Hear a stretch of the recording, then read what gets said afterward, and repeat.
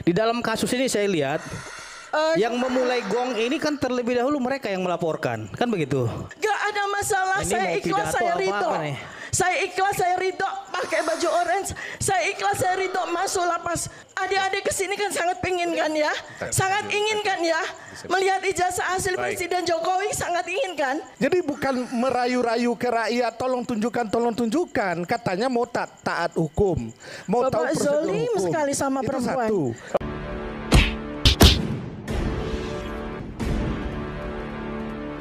Assalamualaikum warahmatullahi wabarakatuh. Om Swastiastu, Namo Buddhaya, salam kebajikan. Sahabat-sahabat dimanapun juga berada, para pemburu ijazah palsu Pak Jokowi satu persatu sudah mulai menangis ya. Salah satunya di video sebelumnya itu respon bahkan menyebut-nyebut nama Pak Prabowo, meminta untuk dibantu, betapa dia sudah merasa sangat terpojok dan membayangkan teralibusi. Nah, kali ini kita sudah melihat semua mungkin bagaimana di dalam acara televisi swasta tadi malam, Dokter Tipa pun tak luput dari tangisannya. Dan bahkan kelihatan meronta-ronta berharap sekali mau melihat ijazah asli Pak Jokowi. Hal ini juga menandakan bahwa memang ijazah yang selama ini mereka persoalkan, yang dia teliti klaimnya ya, itu artinya memang bukan ijazah asli, karena faktanya sampai hari ini belum pernah melihat ijazah Pak Jokowi yang asli. Oleh karenanya wajar saja kalau kemudian hari ini mereka berupaya keras menggiring opini di media sosial agar Pak Jokowi memperlihatkan ijazah aslinya. Tetapi dengan lantang Pak Jokowi mengatakan nanti di persidangan. Nah, dengan demikian, apa yang akan terjadi ke depan? Dokter Tipa CS ini sudah tahu bahwa dirinya pasti akan bermasalah. Apalagi hari ini sudah banyak masyarakat yang melapor langsung ke Polda Metro Jaya. Termasuk Peradi pun membentuk tim hukum sendiri untuk melaporkan makhluk ini semua. Nah, seperti apa situasinya? Bagaimana dia memulas agar Pak Jokowi memperlihatkan ijazah palsunya? Bahkan dia mengatakan, saya siap di penjara, yang penting saya sudah melihat ijazah aslinya Pak Jokowi. Ini videonya. Oke, bismillahirrahmanirrahim. Saya mohon untuk tidak dipotong ya, karena apa yang saya sampaikan itu sangat penting untuk rakyat, bukan untuk yang hadir di sini. Ya, ini kesempatan saya untuk bicara. Pertama, persoalan ini kan sangat melelahkan, karena bukan hanya berbulan-bulan ini saja, tetapi 10 tahun. Dengan sebetulnya solusinya sangat sederhana saja. Ya, tidak harus membuat Pak Joko Widodo sakit seperti sekarang. Ya, sampai beliau tidak bisa ikut upacara yang sangat penting, yaitu Hari Kesaktian Pancasila. Saya baru ketemu Ya? Pak Jokowi sehat kok. Jadi, Sehat walafiat. ya yang menyampaikan adalah Lah yang bilang sakit sopo. loh, yang menyampaikan kan ininya beliau, apa namanya? Bukan apa? ADC-nya beliau kok. Coba dong lihat. Saya baru aja ketemu Pak Jokowi sehat. Yang menyampaikan. Jadi gini, penyampaian informasi ke publik itu aja ya. jangan Diam? sampai salah. Boleh nggak dia diam? Saya itu ingin menyampaikan kepada rakyat, kita sedih ya. Ketika Pak Joko Widodo itu sakit kan kita sedih kan?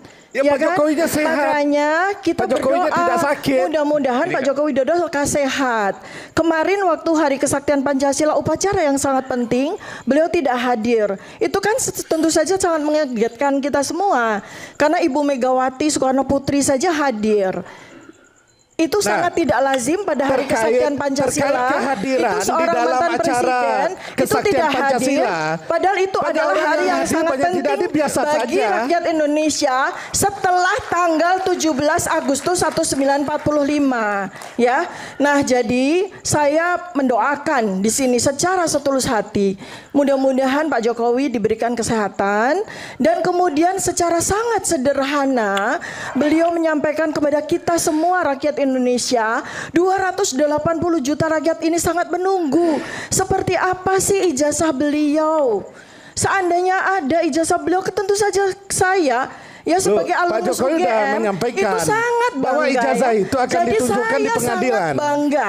Saya sangat Boleh. bangga Boleh ditunjukkan di pengadilan. mantan presiden kita Joko Widodo itu memiliki ijazah asli dan saya sangat bangga sebagai alumnus UGM. Begini, Jadi itu saja Pak Jokowi sebetulnya. itu memiliki Jadi tidak ijazah usah harus yang dikeluarkan oleh mengorbankan perguruan tinggi. Orang dua sudah di ketika penjara. perguruan tinggi Bambang Tri, Halo. Gus Nur itu sudah di penjara. Lalu apakah beliau harus menunggu saya, seorang ibu rumah tangga sederhana, seorang perempuan dengan anak-anak harus di penjara juga? Dan beliau tidak ingin juga untuk menunjukkan ijazahnya. Apakah saya dengan Ibu Kurnia ya, yang kondisi kesehatan beliau tidak dalam keadaan yang sangat sehat, ya, yang selama ini selalu berbakti sebagai pengacara yang tidak dibayar, beliau harus dipenjarakan juga seperti saya. Rakyat Indonesia supaya tahu, Dokter Tifa, Ibu Kurnia tidak takut dipenjara. Kami banyak meme mengejek, menghina kami. Saya menunggu Dokter Tifa pakai baju Shopee, pakai baju orange, nggak masalah. Kalau seandainya kami bersalah, tidak masalah kalau seandainya kami bersalah. Tetapi yang menyatakan bahwa saya salah atau benar itu cuma selembar ijazah asli saja. Seandainya memang betul ada ijazah asli, dengan senang hati saya pakai baju orange. Dengan senang hati saya masuk lapas, nggak ada masalah. Kalau saya dianggap memfitnah, ibu rumah tangga ini dianggap memfitnah mantan presidennya, perempuan ini dengan anak-anak ini dianggap memfitnah dan mencemarkan nama baik karena beliau ternyata Joko Widodo punya ijazah asli, gak ada masalah. Ini Saya mau ikhlas, pidato saya apa ridho. nih? Saya ikhlas, saya ridho pakai baju orange. Saya ikhlas, saya ridho masuk lapas Ndok Bambu. Gak ada masalah buat saya. Karena yang penting bagi saya adalah kita semua membutuhkan kebenaran. Kita semua membutuhkan kejujuran. Karena anak saya, anak-anak Anda semua rakyat Indonesia butuh diberikan pendidikan kejujuran, butuh diberikan pendidikan kebenaran. Ini Ya. mahasiswa-mahasiswa ini jadi membutuhkan nanti- kebenaran, membutuhkan kejujuran. Adik-adik kesini kan sangat pengen kan ya, sangat ingin kan ya, melihat ijazah asli Presiden Jokowi, sangat ingin kan. Kenapa Presiden Jokowi? Kenapa? Kalau Anda melihat saya, kenapa? Apakah Anda pingin saya di penjara? Gak ada masalah Pak, gak ada masalah. Seandainya memang Anda punya ijazah asli dan karena itu saya mesti dihukum, gak ada masalah. Tetapi Udah. tolong Pak Jokowi, tunjukkan ijazah asli Anda. Hal ini Tunjukkan, menuai demi Allah, banyak tunjukkan netizen Pak. yang kemudian menghujat habis-habisan Dokter Tipa. Jadi dia memulas tapi bukannya dikasihani, bahkan dihajar habis-habisan. Dan salah satunya itu datang dari seorang politisi perempuan namanya Ibu Irma Chaniago dari Partai Nasdem yang begitu sangat geram mau nampol secara tidak langsung mulut busuk daripada Dokter Tipa ini.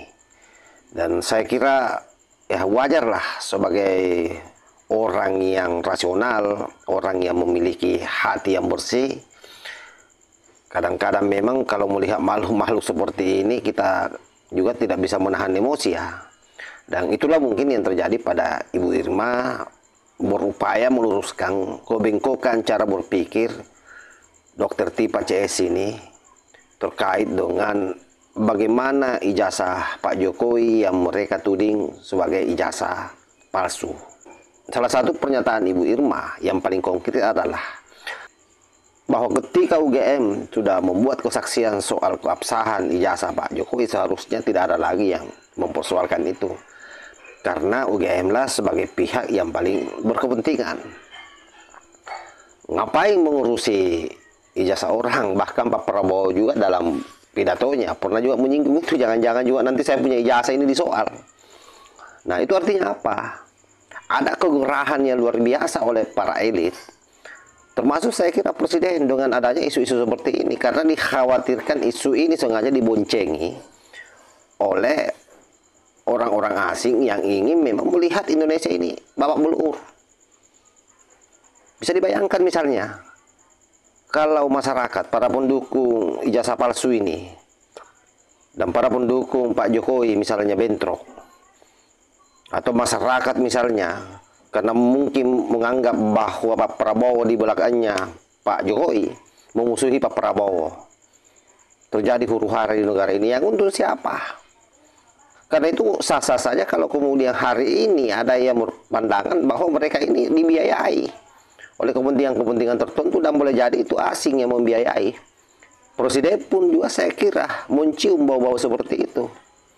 Karena sudah viral pidatonya Pak Prabowo yang menyentil adanya lembaga-lembaga asing yang selama ini masuk di Indonesia, yang kemudian selalu bicara soal demokrasi, selalu bicara soal HAM, tetapi itu menggunakan perspektif mereka. Padahal kita memiliki nilai-nilai kultural sendiri. Harusnya seluruh pandangan-pandangan hidup kita itu berdasarkan norma-norma yang ada di tengah-tengah masyarakat, bukan berdasarkan pandangan orang barat. Nah, itu yang sangat dikhawatirkan oleh bangsa kita, dikhawatirkan oleh pemerintah kita. Dan kita berharap netizen-netizen yang tolol, yang bobal otaknya, yang memang otaknya mungkin tertinggal di dalam kandungan, tidak dibawa keluar, sehingga selalu miring cara berpikirnya dan selalu berpikir bagaimana mau mendegradasi para tokoh dan pemimpin kita. Nah, kalau zaman dahulu itu memang ada yang disebut dengan kaum Khawarij. Jadi kaum Khawarij itu satu kaum yang memang selalu melawan pemerintah. Nah, mereka-mereka inilah orang-orang yang sangat dicela oleh Rasulullah Sallallahu Alaihi Wasallam. Karena itu sahabat-sahabat sekalian, harapan terbesar kita dengan adanya konten-konten seperti ini sebenarnya, sekali lagi mau rebonding cara berpikir orang-orang di luar sana yang sampai hari ini masih selalu berpikiran negatif, sehingga kemudian mereka bisa hidup dengan tenang.